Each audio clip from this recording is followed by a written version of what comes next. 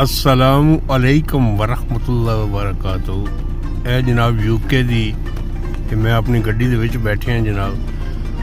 बर्फबारी रात की शुरू है तकरीबन 10:30 ਦੀ और इस वक्त सुबह के 10 बज चुके हैं और लगातार जनाब जारी है। और मैं ਗੱਡੀ जनाब स्टार्ट की है। ਇਹ ਤੁਸੀਂ देखो बर्फबारी की यह सूरत हाल है। मकाना दी छत्तां गड्डियां ये सारा जनाब जड़ियां ने फुल हुई ने ते ये मैं सिर्फ स्टार्ट की ताकि गड्डी गर्म हो जाए। हुण पता नहीं वैपर चलता है कि नहीं, ट्राई करने हाँ जी नहीं चल रहा क्यों वो भी जम्मे है जनाब जी हाँ।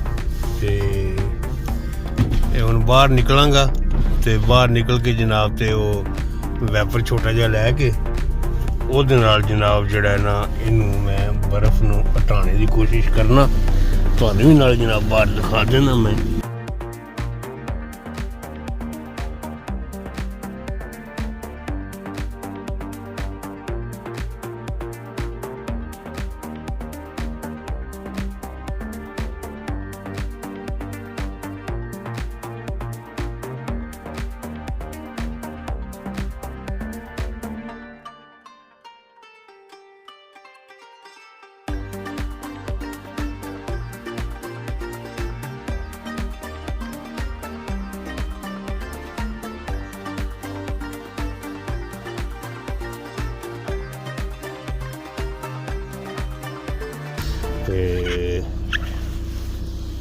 ਇੱਥੇ ਉਹਨਾਂ ਬਰਫ਼ ਨਹੀਂ ਸਕਣੀ, ਉੱਥੇ ਜਿਹੜੀ ਨੇ ਗੱਡੀਆਂ ਚੱਲਣੇ ਦੀ ਜਗ੍ਹਾ ਜਿਹੜੀ ਹੁੰਦੀ ਹੈ ਨਾ ਉਹ ਬਰਫ਼ ਦੀ ਜਿਹੜੀ ਹੁੰਦੀ ਹੈ ਨਮਕ ਦੀ ਵਜ੍ਹਾ ਨਾਲ ਉਹ ਸਾਰੀ ਜਨਾਬ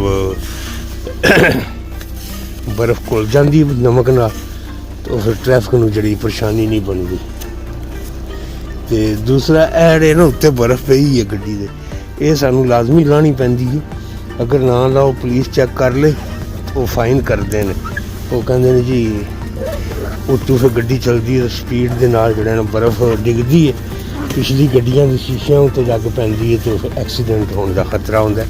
ਇਸ ਵਾਸਤੇ ਗੱਡੀ ਆਪਣੀ ਮੂਵ ਕਰਨੀ ਹੈ ਅਤੇ ਸਾਫ਼ ਕਰਕੇ ਕਰਨੀ। ਇਸ ਵਾਸਤੇ ਉੱਤੋਂ ਜਨਾਬ ਲਾ ਲਗਾ ਤਾਂ ਕਿ ਇੱਕ ਤਾਂ ਸ਼ੀਸ਼ੇ ਵੀ ਸਾਫ਼ ਹੋ ਜਾਣ ਦੇ, ਦੂਸਰਾ ਜਨਾਬ ਉਹ ਚੱਲਣੇ ਵਿੱਚ ਜਿਹੜਾ ਇਹ ਸਾਨੂੰ ਆਪੂ ਦੇਖਣੇ 'ਚ ਜਿਹੜੀ ਪਰੇਸ਼ਾਨੀ ਨਹੀਂ ਹੋ ਰਹੀ। ਇਹ ਦੇਖੋ ਨਾ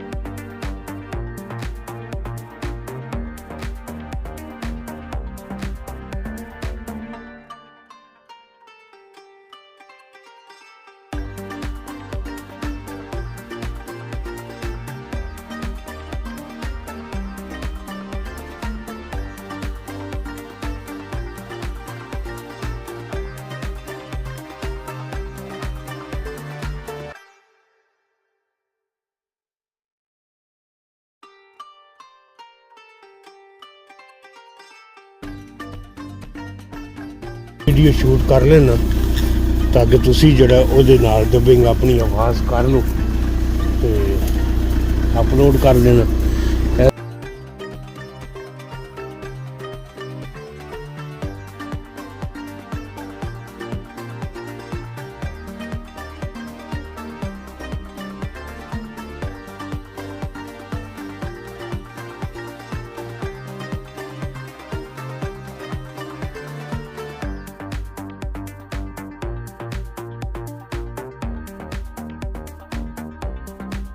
ਅੱਜ ਸੁਬਹ ਸੁਬਹ ਦਾ ਟਾਈਮ ਹੈ ਤੇ